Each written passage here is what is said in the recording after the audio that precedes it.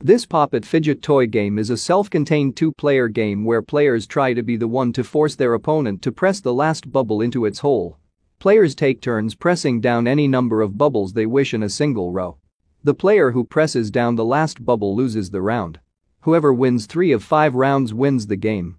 It's a quick, easy game and can be played anywhere and wherever you go.